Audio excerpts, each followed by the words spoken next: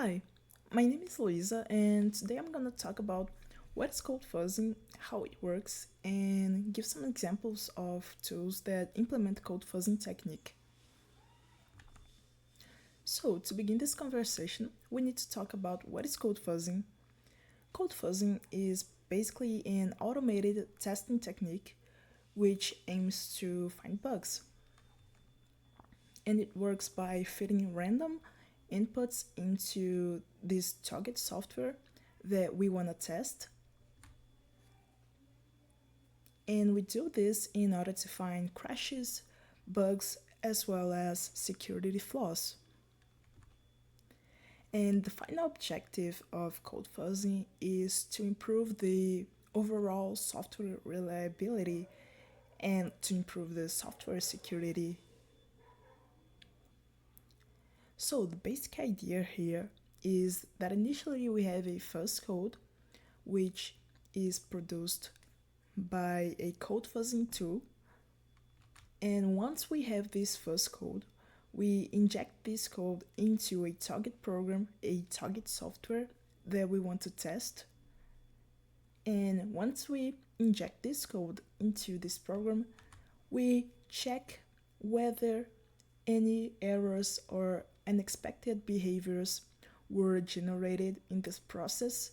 And if that is the case, we probably have found a bug in this target program.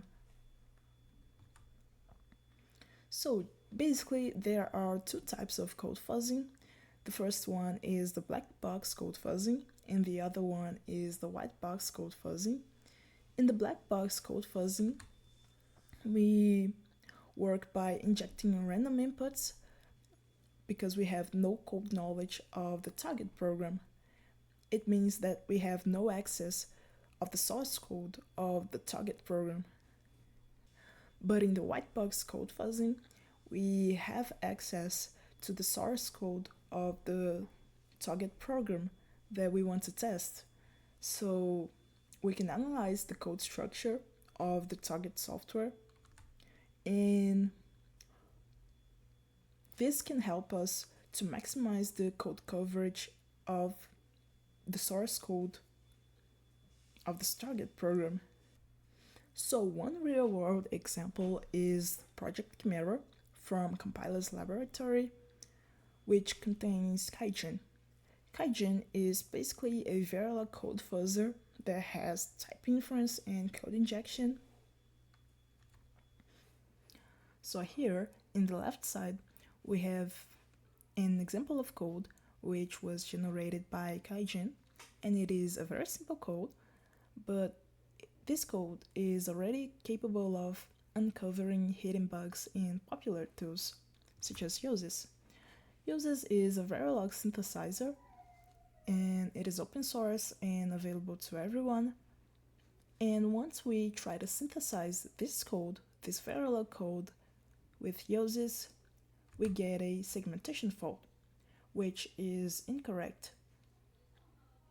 And this bug is already reported in the Yosys GitHub. And here we have a second example of another code which was also generated by Kaijin. But then instead of using Yosys to run this code, we pass this code into variables formatter. Variable is also an open source tool, and variables formatter will simply format the code. But this simple code causes variables to simply crashes, which is an unexpected behavior.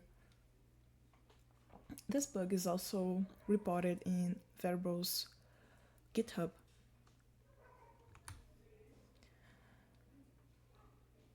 But code fuzzing can detect other types of bugs, such as memory leaks, which happens when there is incorrect management of memory in the code. We have injection vulnerabilities, which happens when unsafe code is injected into a tool. We have buffer overflows, which occurs when the buffer capability is exceeded, and we have undefined behaviors, software crashes, and also unhandled exceptions. So that was my presentation. I hope you have enjoyed it, and thank you for watching.